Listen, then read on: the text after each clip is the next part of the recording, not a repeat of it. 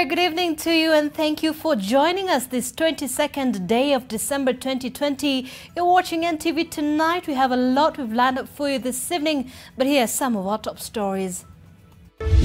From behind the picket lines, frontline workers are drawing the line. We are going to stand strong until that day the governor and the county government of Mombasa are able to address our issues. It is therefore regrettable that some health workers have chosen to down their tools and deny innocent Kenyans the much-needed health care service. But government is still resistant to the health workers' dose. We have no choice but to try and get somebody into that place as soon as possible. Also tonight,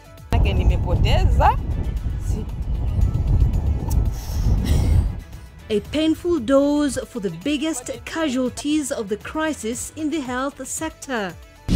Plus, a Christmas pandemic like no other. I've instructed 5,000 officers to operate. Enforcing the rules in one of the deadliest holiday seasons. Also tonight, how child malnutrition still haunts families amid pockets punctured by the pandemic. In Isiolo, 16.7% of the children under the age of 5 in Isiolo are wasted.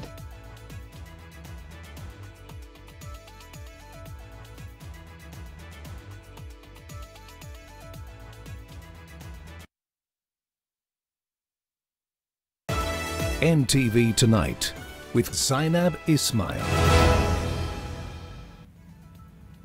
Well, thank you for joining us. Our sign language interpreter this evening is David Agondoa. Well, the government has given striking health workers an ultimatum to get back to work or face the sack. Health Cabinet Secretary Mutahi Kagwe hit out at the medical practitioners for making what he referred to as unrealistic demands, even as he refuted claims of lack of adequate PPE for the frontliners. NTV's Eunice Omolo reports. As hospital wards remain deserted, healthcare workers are standing their ground as the government rams its threats to dismiss striking medics if they don't go back to hospitals to tend to the sick. It is therefore regrettable that some health workers have chosen to down their tools and deny innocent Kenyans the much-needed health care service. We have no choice but to try and get somebody into that place as soon as possible.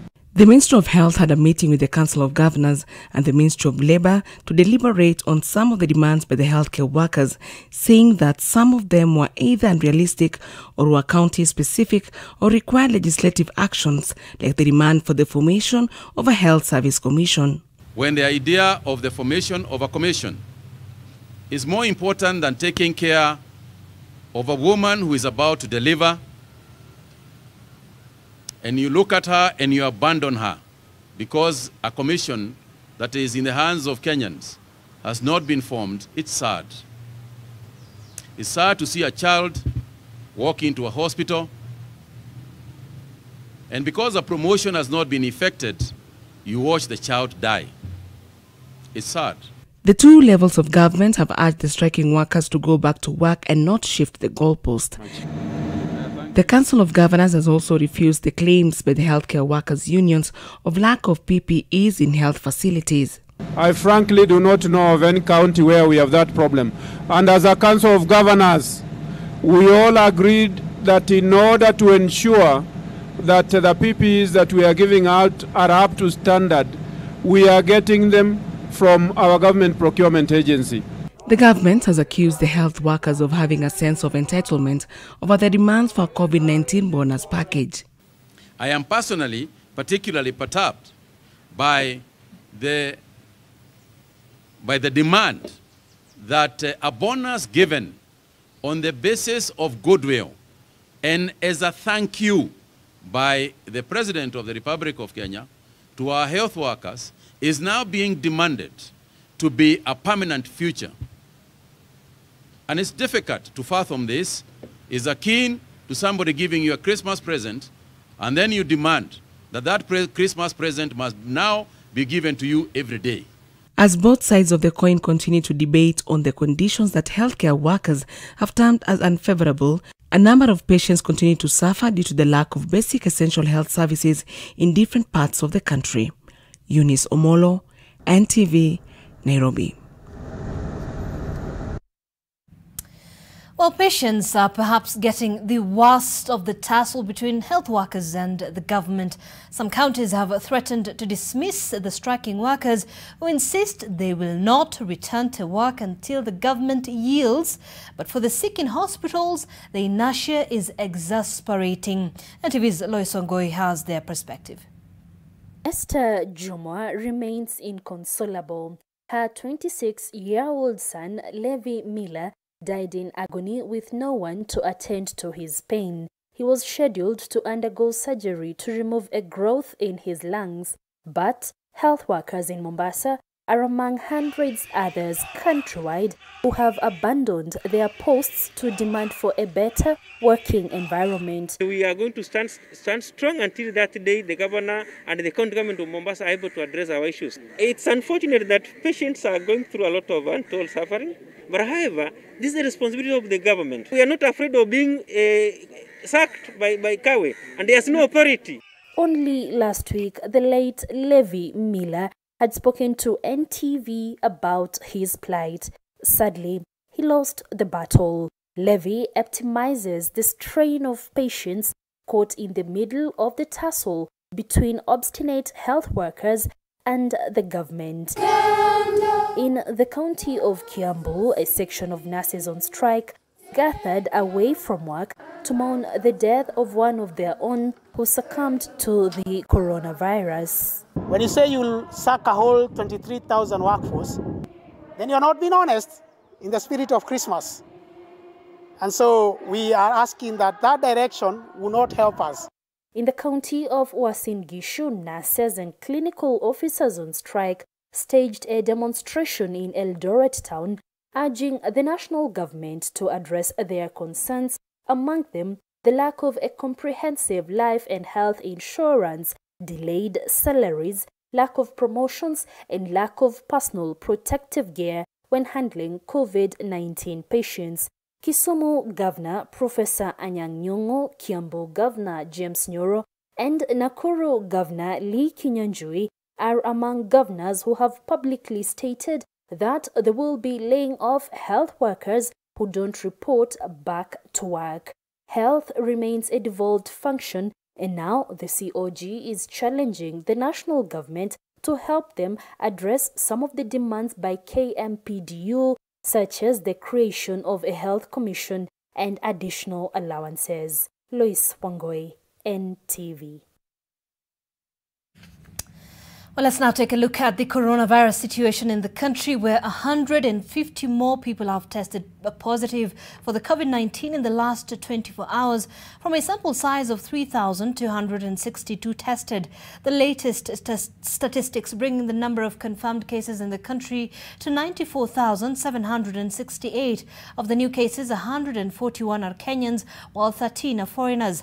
162 patients have recovered from the disease, bringing the total number of recoveries to 76,222. 3 patients have sadly succumbed to the disease, bringing the cumulative number of fatalities in the country to 1,647. In terms of county distribution, Nairobi recorded 50 cases, Kilifi 20 cases, Kiambu 15, Marsabit 10, and Turkana 10 cases, among other counties. Well, away from the COVID situation in the country, Wiper Party leader Kalonzo Musyoka today told of Deputy President William Ruto and some of his lieutenants who were trying to entice him into a partnership, saying he would settle for nothing less than the country's top job. Speaking at the burial of Ukambani Senator Boniface Kabaka, Kalonzo said he was determined to make a stab at the top seat as his supporters shrugged off attempts to push him towards the deputy president. NTV's senior political reporter Kennedy Mureithi breaks down the political messages at the burial in Masinga. 32 million.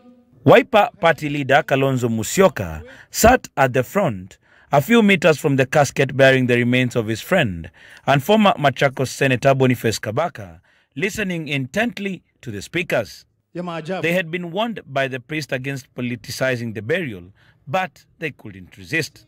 The speakers were either trying to woo Kalonzo to their side or trying hard to undermine him as the de facto leader of the Kamba community. Kalonzo, sisi tunakuheshimu kama kingpin ya Ukambani, kama party leader ya Wiper, lakini nataka ujue kuwa unatapeliwa. Kwa rafiki yangu Sonko, wacha kupoteza muda. Hiyo laini unapitia sijui kuambia nani, chukua Wakamba wapeleke kwa serikali. I don't know how you can come here and claim to know the leader of Ukambani when you are an outsider. Sonko mwenyewe amesema kiongozi wa Wakamba ni nani, na wewe unaanza kumwekelea maneno ambayo hakusema. Sisi kama Wakamba tunajua kiongozi wetu anaitwa Stephen Kalonzo Musyoka. Kabisa. Hakuna maneno mengine. Wewe yenyu ya Gatundu mwene mfanye yenyu, ya Kiambu mfanye yenyu, mkae na utajiri wenyu and what you have. Sisi tuacheni na umaskini wetu, tutaishi vile tunaishi. Sonko told Kalonzo he didn't stand to gain from the relationship between handshake team of President Uhuru Kenyatta and Raila Odinga. Sahi wanakutaka Wakamba waingie mrengo wao wapitisha BBI. Hiyo BBI ni bandia. Sisi hatutakubali kuwa misled. Wakitaka wakae na wewe vizuri, waache kukutapeli. Mimi nataka kumwambia Kalonzo as one of the leaders in Kenya, kaa pamoja na William Ruto na nani wenye ni leaders wa Kenya, mpange Kenya. We must have one leader at a time. Kama hapa Ukambani tunajua kiongozi wa Wakamba ni Kalonzo Musyoka. Kama huko kwa Wajaluo tunajua kiongozi wa Wajaluo ni Raila Amolo Odinga. Kama kule kwa Wakalenjin sio Murkomen, ni William Samoei Ruto. Hata sisi Waluya kiongozi wetu anaitwa Musalia Mudavadi. Deputy President William Ruto took the cue from some of his lieutenants, heaping praise on Kalonzo and wooing him to a working relationship. Stephen Kalonzo Musyoka ni kiongozi ambaye tunamtambua. Is a former vice president of the Republic of Kenya. Sasa mimi nasikia nyinyi mnasema mnataka awe mzee wa pande hii. Sasa jameni, si mnamrudisha huyu jamaa nyuma. This gentleman is not going to carry anybody's bag. This gentleman is not going to deputize anybody. Kwa hivyo mkae mkijua hivyo tu. Siku ile nyingine mnasema ati Kalonzo amekalia lami. Sasa mnasema tushikane mikono. Wacheni bwana. But even as calls intensify for Kalonzo Musyoka to seek alliances ahead of 2022, he has been very categorical that this time round he is ready to go it alone. Prepare for a straight fight nationally. Because you know I'm not very well known in the Rift Valley. I'm very well known everywhere in this country. Wacha tuache mambo mengi. My brother, prepare. Mundu kumundu, Kalonzo versus Ruto. Kalonzo has called for a leaders consultative meeting in Athi River Wednesday to rally the community to support the BBI and seek consensus. Kennedy Muredi, NTV. Well, aside from the political developments there, Deputy Chief Justice Philomena Mwilu, who took over as the President of the Supreme Court and Acting Chief Justice following Justice David Maraga's terminal leave pending retirement, subtly charged back at her perceived detractors during the burial ceremony of the late Machakos Senator Boniface Kabaka. Mwilu, who is facing a litany of court cases she asserts are meant to block her from the top judiciary job, told mourners that the late Kabaka inspired her to hang on despite the challenges, saying no one was perfect. Listen in. For those of us who have been living in this country for the last 3 years know that I have been tested to the limit, and I have to say this, that is the one man who told me in no uncertain terms that I must hang on there. And he said it in such a way that I felt like all my burdens were offloaded. I like what Father said. Those who think that some of us will not get to heaven, etu ni kwa ya mwenyu.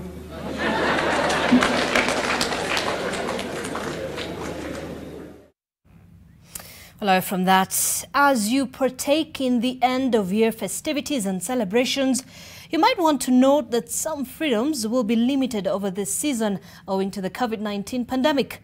Gina Kirori now reports that an additional 5,000 officers are set to be deployed in major highways and small roads to enforce the COVID-19 preventive measures this Christmas. As Kenyans prepare to celebrate the festive season, at the end of a year that has been quite the contrary, the curfew will still remain at 10 p.m. But there are a number of boxes they will have to tick before they hit the road. Motorists will have to go through checks such as route compliance, license validity verification, and night travel license.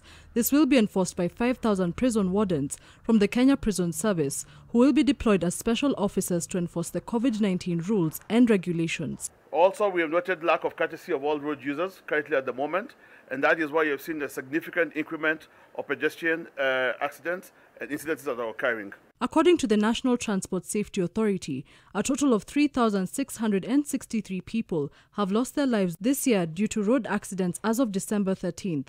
This accounts for a 9.4% increase from last year, with pillion passengers and pedal cyclists taking up the larger share of the grim statistics. Travelers and the PSV users, it's very clear their numbers are stated. Any overloading of passengers will not be entertained and will take serious action. Some of the most common offences according to NTSA include drinking and driving, overloading and dangerous overtaking. Driver fatigue also heavily contributes to accidents during the festive seasons, driving home the pain of loss due to fatal crashes such as these.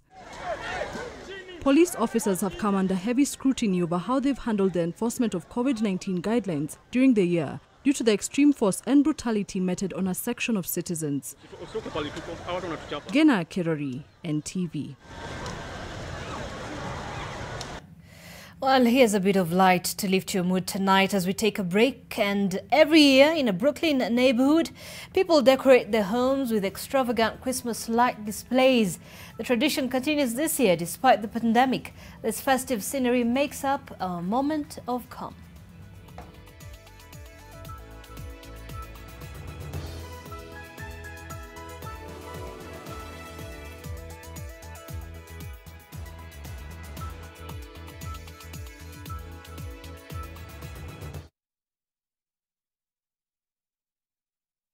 Experience the all-new PesaPop app from Family Bank.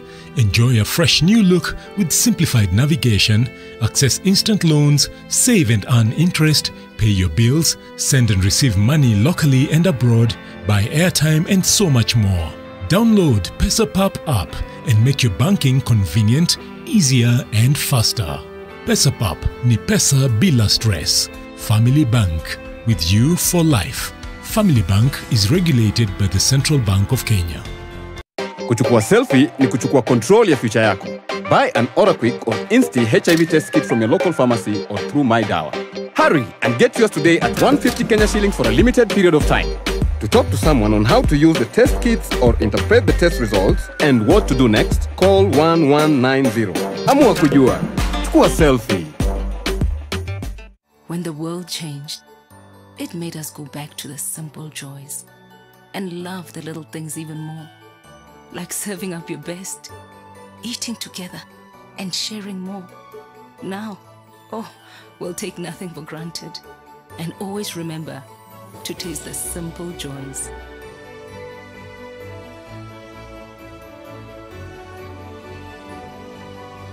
Enjoy the magic of Christmas with Coca-Cola. Maji mdosi wangu ametupa simu yangu ndani ya maji. Mdosi wako kwa sawa. Venye Nkirota ameniambia ajui na akimpigia simu ashiki. Hey, guy, what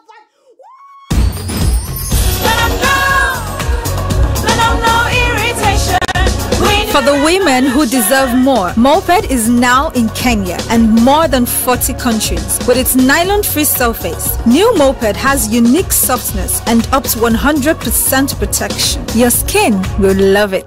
Come over. Wacha nikupikie kisha Ramzi.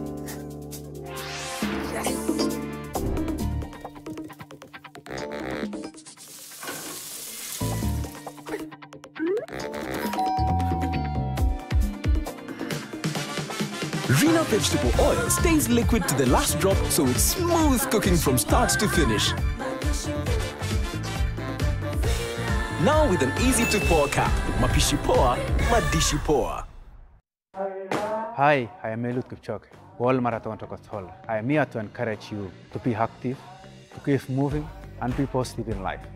Remember to continue using your Hapsa debit or credit card when out shopping to win fantastic rewards. That's Africanacity. That's Hapsa.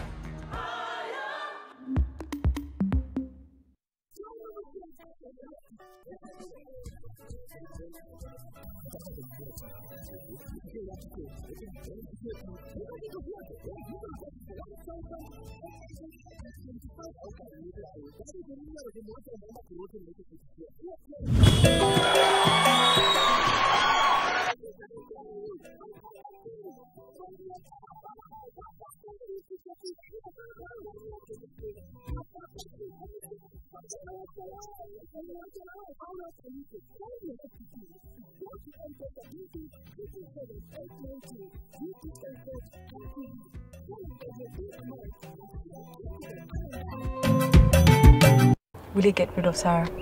Usijali. Mpocho wako hata kwa shida tena. Max. Unafanya nini busi mama? Ndio hivyo basi kasha propose.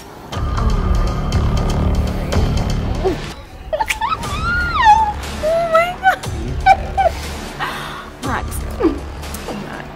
Na ukiendelea na hiyo ujinga tena tutatana, umesikia? Max, but Nina. Madam Joy, kula nimechelewa. Access instant loans, save and earn interest, pay your bills, send and receive money locally and abroad, buy airtime and so much more. Download PesaPap app and make your banking convenient, easier and faster. PesaPap ni pesa bila stress.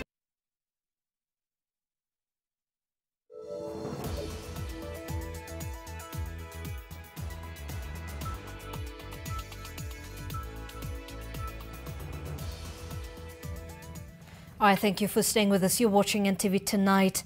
Well, residents of Nyanchua Estate in Kisii County held protests over the death of a man allegedly killed by police for violating the dusk to dawn curfew.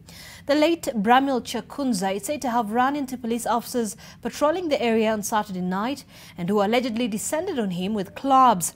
He succumbed to the injuries this morning while receiving treatment at the Nyanchua Adventist Hospital where he had been admitted. Kisii County Commissioner Abdirizak Jaldesa said investigations were ongoing to establish what exactly happened.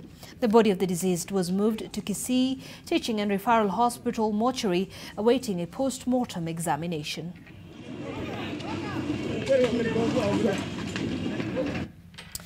Quite unfortunate. Now, malnutrition accounts for nearly half of deaths of children under 5 years globally. Here in Kenya, Isiolo is among the counties with the highest malnutrition rates. Now the government, through the Universal Health Program and with the help of partners such as Action Against Hunger, is ensuring young children get the nutrition they need and monitors their progress as they grow. NTV's Melita Oletenges tells us more. The steps to a healthier future begins at a young age. It is the greatest responsibility of mothers to their young ones. Chala Dalacha takes this to heart.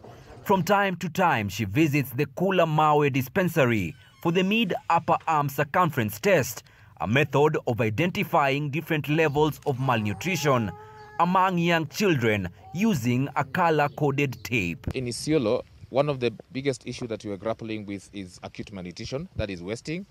So where we have a very high number of children that are wasted. According to the latest survey that was done in February 2020, is that 16.7% of the children under the age of 5 in Isiolo are wasted. According to the World Health Organization, an estimated 159 million children are stunted or have low height for their age, and 50 million are wasted, which means they have a low weight for their height. Many families living in Isiolo cannot afford or access enough nutritious foods like fresh fruit and vegetables. the children that are coming to the health facilities are able to receive quality nutrition services. That includes management of acute malnutrition. So when they come to the health facilities, when they present with the malnutrition and with the capacity of the health workers, they're able now to admit them into the program. For Chala Dalacha, the Universal Health Coverage Program has been a lifeline of sorts. The child she is raising now was saved in the nick of time. She developed complications on her due date and had to be referred to the Isiolo County Referral Hospital, some 80 kilometers away from her home in Kulamawe. Nilipoenda hapo dispensary niliambia mtoto ikae vizuri. So nilitiwa ambulance, nilienda na ambulance. Nilipofika Isiolo nilifanyia upasuaji. Na hakuna pesa yote yenye nimelipa kwa hiyo gari ama kwa hospitali. Na kuna hata siku tulikuwa na mama mjamzito akaletwa hapa hospitali, alikuwa na damu kidogo, ana bleed sana. Gari ikachukua muda na kwa bahati mbaya mama alifariki akiwa hapa dispensary. Lakini tulipopata hii huduma ya UHC, hata ambulance ilikuwa tukiita inakuja kwa haraka na tunapata huduma vizuri. At the Tupendane Community Dispensary, Lothuru Aretia is here for her prenatal session. She is expecting her 7th child and every step towards a safe delivery counts. But she doesn't have to worry about costs. Hii kadi ya Universal ambayo tulipewa, kabla awali tukiwa hatuna hiyo kadi tulikuwa na shida. Kwa maana ulikuwa unaenda hata general unaweza kosa shilingi 50 ya kutibiwa. Lakini wakati hiyo kadi ilifika mimi nilifurahia kwa sababu ilinisaidia sana. The Universal Health Coverage Program piloted in the counties of Nyeri, Kisumu, Machakos and Isiolo has been lauded as a game changer for the country's health sector. President Uhuru Kenyatta last month launched a biometric registration of 1 million needy people to the program. Milita Oletinges, NTV. Thanks, Melita, for that report. Now, when you find a piece of used chewing gum stuck where it shouldn't be, it's quite gross to say the least. But this 57-year-old Englishman makes art out of scraps of gum. Here, he puts the final touches to his latest creation, a miniature painting of chewing gum stuck to the steel bridge for the past 15 years.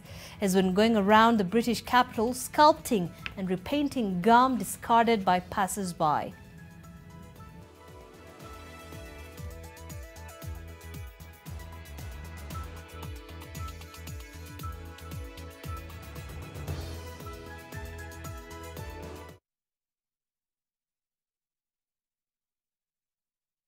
Kitisuru Amani Gardens apartments located near the International School of Kenya are almost complete. American kitchen with featured cabinets, solar panels, bedrooms with an ensuite master bathroom, swimming pool, gym, backup generator and borehole, among other features. Call us. Our Kenyan number is +254 733 926 935. In the USA, call +1 205 948 7797. Kitisuru Amani Gardens Apartments, where elegance and luxury meet.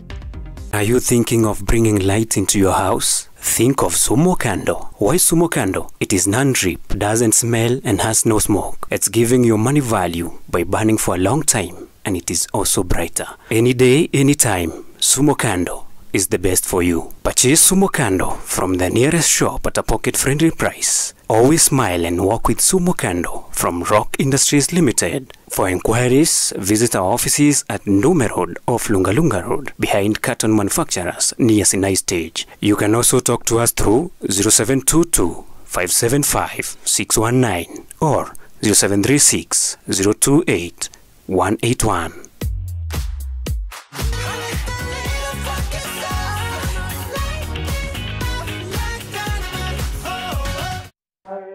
Hi, I am Elut Kipchoge, World Marathon Tokotol. I am here to encourage you to be active, to keep moving, and be positive in life.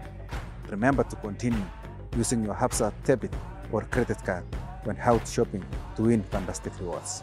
That's African Acid. That's Hapsa. With the Stay Soft refill, saving money is as easy as snip, pour, mix with water, and shake. Stay Soft refill. It's 2 liters of Stay Soft for up to 30% less. Welcome to Westridge Schools in Thika Greens. We are CBC compliant. Admission is ongoing for playgroup, pre-primary 1 and 2, also grade 1 to 4 and class 5 to 7, all mixed. We also have a girls' boarding high school. The safety of your child is assured with spacious classrooms and dormitories. We have unmatched modern laboratories, gymnasium, swimming pool, and a spacious playground. Secure your chance. Call us on 0794 896 995. Westridge Schools. Aim high, we fly together. For a better tomorrow, don't forget to do the 1, 2, 3 with Colgate every night.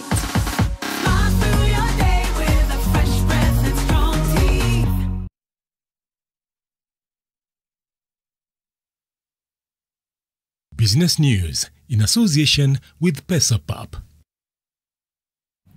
All right, time for some business news now, and more Kenyans will be roped into the 30% income tax ban should President Uhuru Kenyatta assent to the tax laws amendment bill approved by the National Assembly in this afternoon's special sitting. Members of Parliament adopted the report from the Departmental Committee on Finance and National Planning published by the National Treasury on the 27th of November. In so doing, the National Assembly has approved the removal of the 15% and 20% tax bans on pay-as-you-earn, skipping from 10% to 25% in the new bans. Effectively, this means that whereas in the pre-COVID environment, the 30% tax on income kicked on income at 47,059 shillings and above, going forward, this is set to affect any income at 32,333 shillings and above. If assented by the President, this will help the Kenya Revenue Authority in meeting the ambitious 1.6 trillion shilling target set for the financial year 2020-2021, even as it leaves the majority of taxpayers with less disposable income. The National Assembly also endorsed the exemption of any firm whose products' retail price is capped by the government from the minimum tax set to kick in 2021. And supported and taken this path to be able to move our economy forward. Honorable Speaker, I beg to move. Well, the Tea Bill of 2020, which was passed by the Senate on Monday, offers relief to thousands of farmers in multiple ways. However, it will not be the panacea to the woes bedeviling the sector, which fetched the country about 113.6 billion shillings in export earnings in 2019. Julian Samboko now takes a look at some of the issues which are bound to continue presenting a challenge for the tea sector. From provisions aimed at streamlining payment to farmers to resuscitation of the Tea Research Foundation, the Tea Bill of 2018 has been lauded as the much-needed shot in the arm for Kenya's tea sector, whose marketed production stood at 458,000 tons in 2019, a decline of 6.9% compared to the previous year.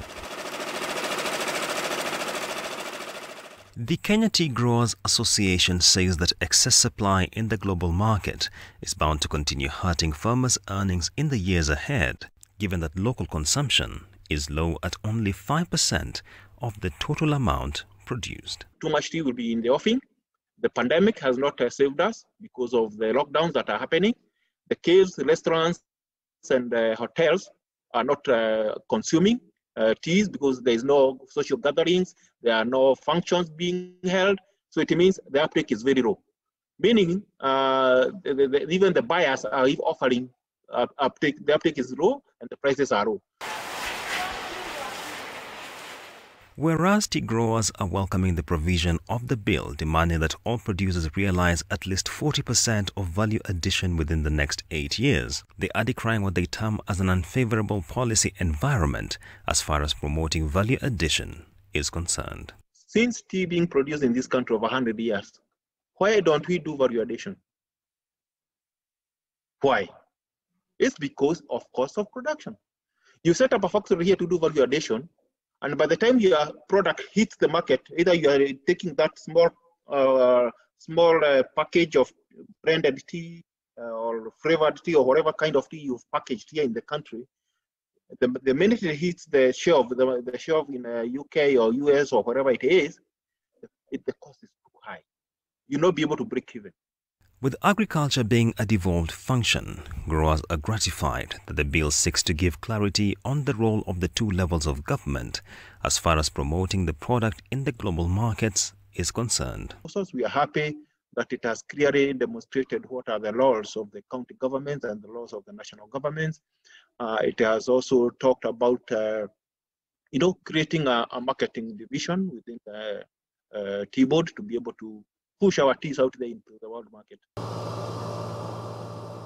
In 2019, export earnings from tea fell to a 5-year low to stand at 113.6 billion shillings as Kenya's produce was hit by subdued commodity prices in the global market. Julian's Amboko, NTV. Well, Kenya has been urged to exercise caution in its pursuit of a free trade area with the United States of America, whose negotiations were launched on the 8th of July this year.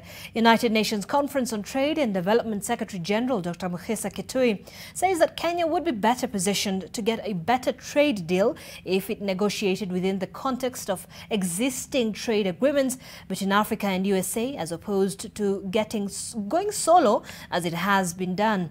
Negotiations for a free trade area with the USA preempt the lapsing of the AGOA Trade Pact due in 2025. Mukhesa warns that entry into the free trade area deal with the USA threatens to undermine Kenya's position in the Africa Continental Free Trade Area. If we're looking at the sunset of AGOA, the first port of call should be the team that negotiated AGOA can try to negotiate it jointly again.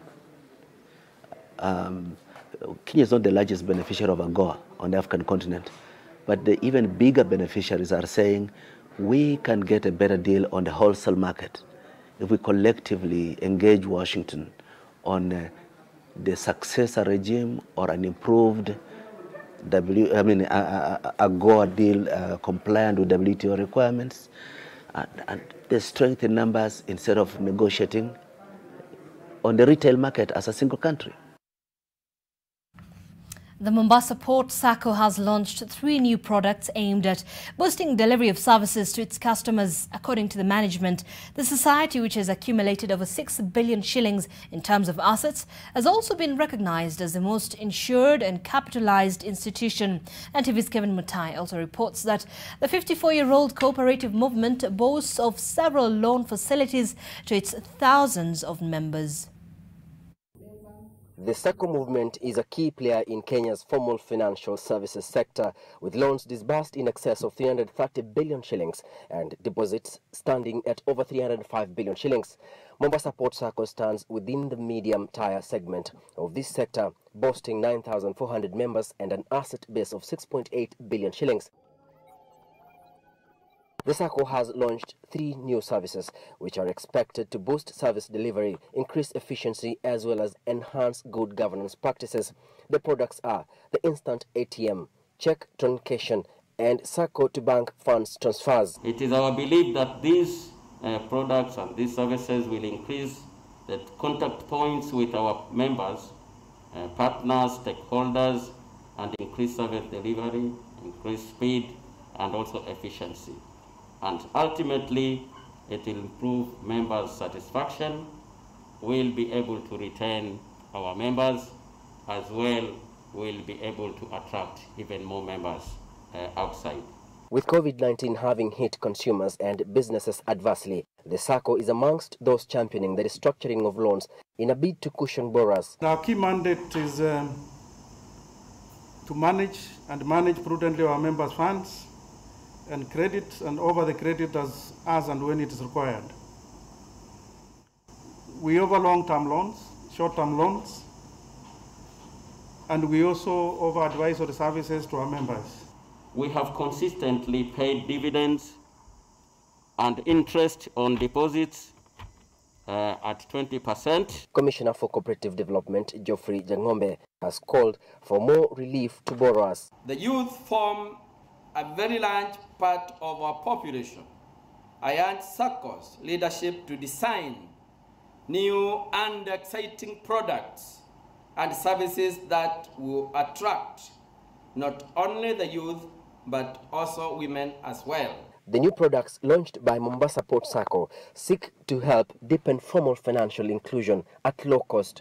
Members can now use the ATM services at no extra charges to pay for shopping, hospital bills, travel and hotels, fuel, etc.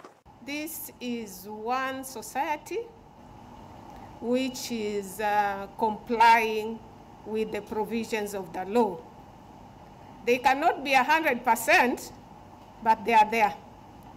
And it's one society which, when supported, can serve its members better and achieve its objective. The Cabinet Secretary has now gazetted a task force to implement the National Cooperative Policy with a view of amending the cooperative legislations to put them in tandem with the Constitution and the National Cooperative Policy in an evolved system of governance. Mombasa Port SACCO Society Limited is currently on a trajectory to expand its operations to other regions, including Kisumu, Lamu, and Naivasha. With an asset base of 6.8 billion shillings, Mombasa Port SACCO assures its members of better and efficient service delivery through its loan facilities. Kevin Mutai, NTV in Mombasa. All right, and that's all we had lined up for you on business. We still have a lot more, but we're going to take a short break now. Business news in association with PesaPap. Access instant loans, save and earn interest, pay your bills, send and receive money locally and abroad, buy airtime and so much more. Download PesaPap app and make your banking convenient, easier and faster. PesaPap ni pesa bila stress. Family Bank, with you for life.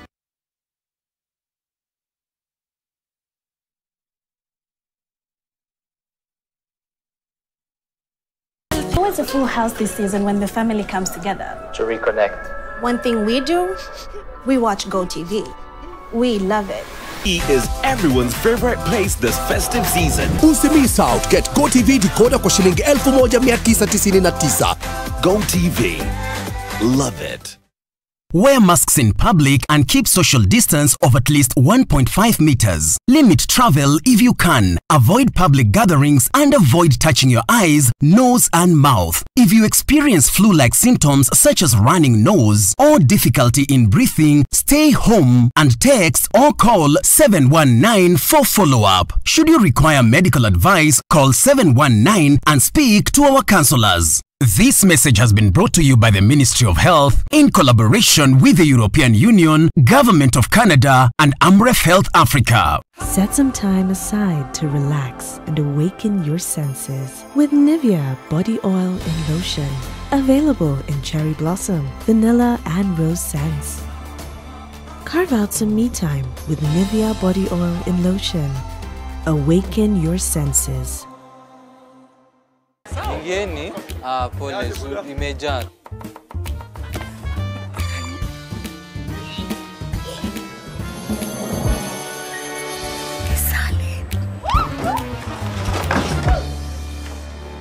Nini? Tunakujua kwa nini wazee wetu wanapotelea kwako. Ndio tulikuwa tunataka kujua siri yako. Siri ndio hiyo. Introducing the new salad oil with a spout for easy use. Comes packed with omega-6 and 9 and vitamin A and D and at a price that doesn't dent your wallet. Leo utakula nyumbani. Salad. Siri ndio hiyo.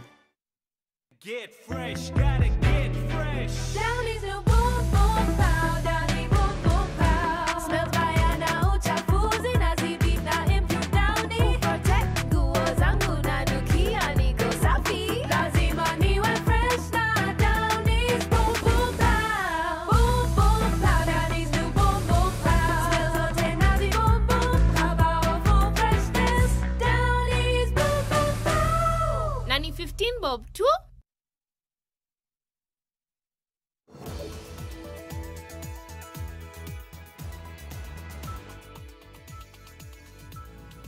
Glad you could stay with us. Now, Faisal Abdallah Bader was today sworn in as the new Member of Parliament for Msambweni. Bader, who ran as an independent candidate in a hotly contested by-election, but his closest challenger from the Orange Democratic Party, Omar Boga. Faisal takes over from the late Suleiman Dori, who passed away in March earlier this year. Faisal thanked voters for believing in him and entrusting him with the responsibility of serving them. He has also extended an olive branch to his rivals, urging them to embrace his leadership and work in harmony for the good of the Msambweni residents.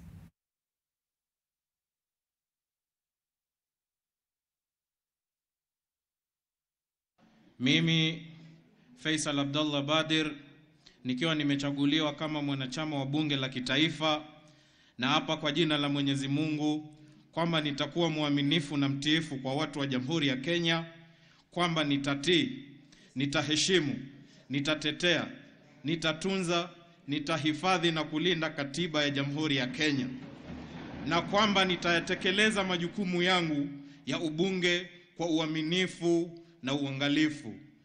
Mwenyezi Mungu nisaidie. Meanwhile, MP Aisha Jumwa now says politicians should shun divisive politics and uphold respect for each other as the nation gears up for 2022. Speaking after recording a statement with the National Cohesion and Integration Commission of a distasteful remarks she made at the height of the Msambweni by-election campaigns, Jumwa says she has forgiven ODM Secretary General Edwin Sifuna over his disparaging remarks against her.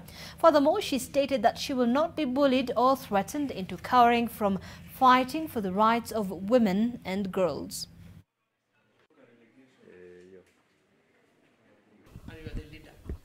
What message?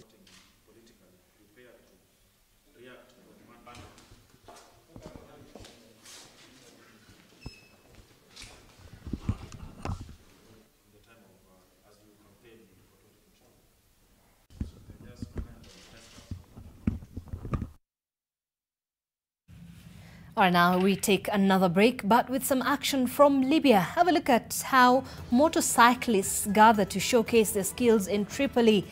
And we drive into sports news up next. Stay with us.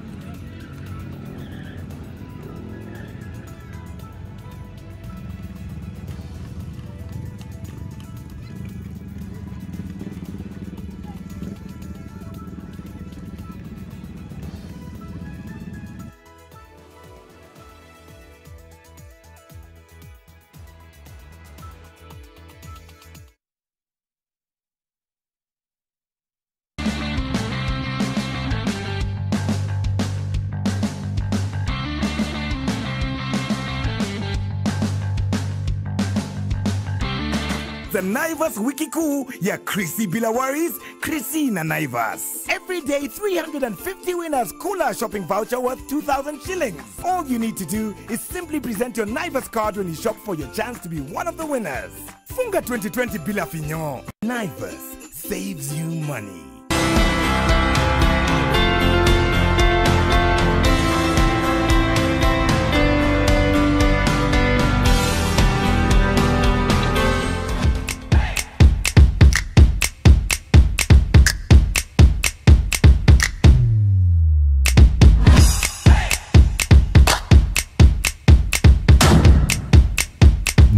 Drink and drive. Go to www.drinkiq.com.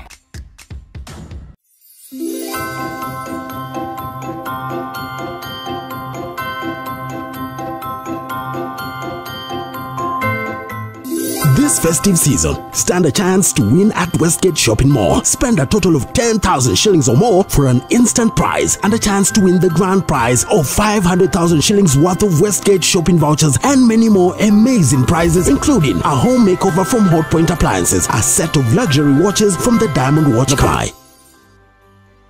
Did you know Did you know at Ruiru Mabati Factory you can open an account and lipa pole pole at your convenience? Did you know at Ruiru Mabati Factory you can get customized sizes according to your roof plan to avoid wastage? Did you know Ruiru Mabati Factory offers free delivery countrywide within 72 hours? Call us now on 0111 050 700. Ruiru Mabati Factory, mali safi kwa bei poa. Jina ni NCBA, and it's been 60 years of supporting businesses. NCBA. Go for it.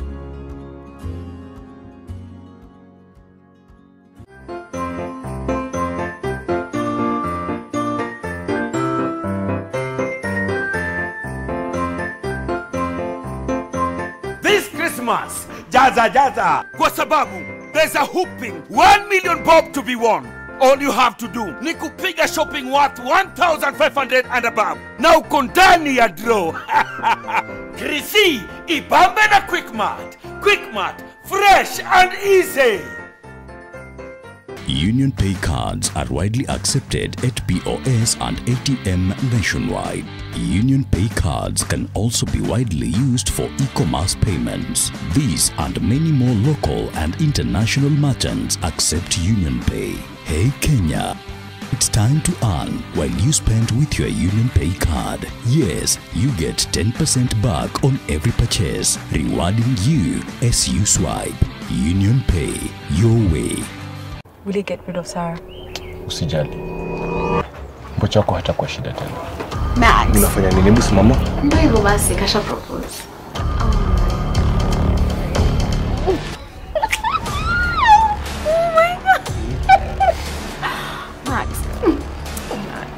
Na ukiendelea na hiyo ujinga tena tutatana, umesikia?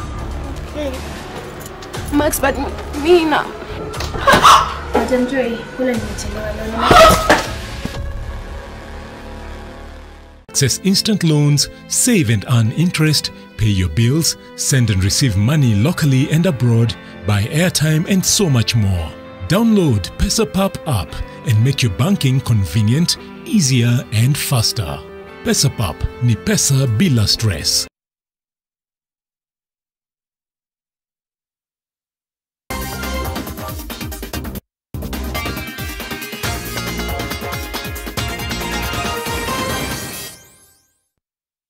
Well, time for some sporting action now, and the coronavirus delayed Tokyo Olympics will cost at least $15.9 billion, organizers say today, unveiling a final budget swollen by the unprecedented postponement and a raft of pandemic measures. The extra costs, up to $2.8 billion from figures released a year ago, comes as officials work to build enthusiasm for the first games postponed in peacetime. A poll last week showed that a majority of Japanese oppose holding the Tokyo Games next year, favoring a further delay or outright cancellation of the massive event, and the latest budget could make the Tokyo Games the most expensive Summer Olympics in history. Organizers, who have ruled out another delay and insist the Games can be held next year, defended the increased costs.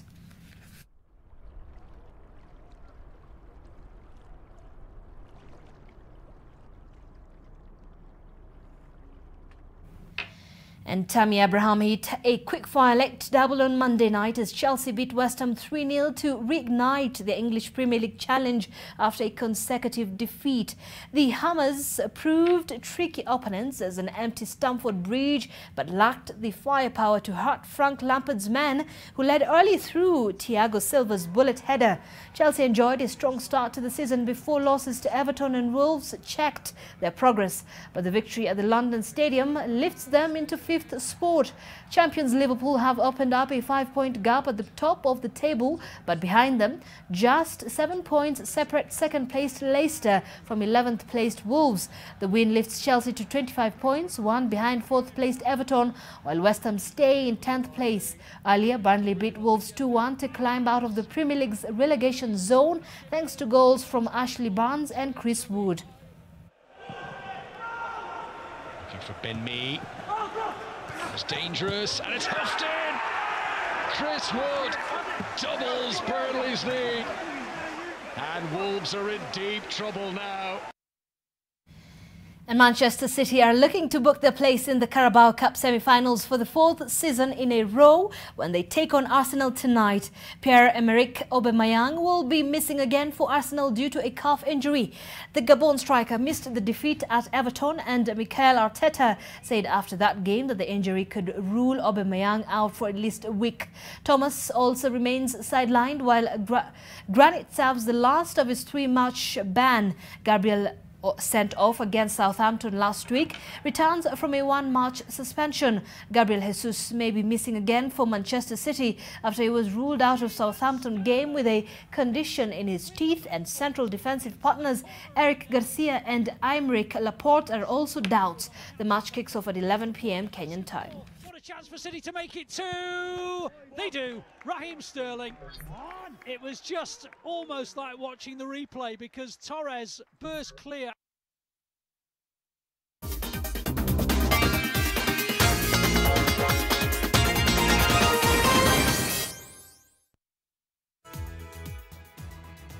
All right, I'll definitely be waiting for that game at exactly 11 p.m. Thank you so much for watching. That's all we had lined up for you this hour. Many thanks once again for being part of the bulletin. Till tomorrow, have yourself a lovely night. Our sign language interpreter this evening was David Agondo. My name is Zeynab Ismail.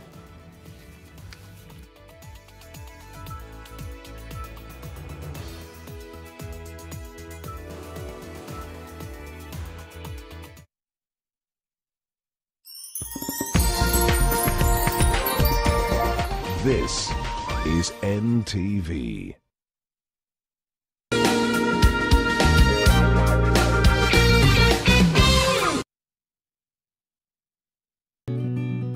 I help women find independence by training them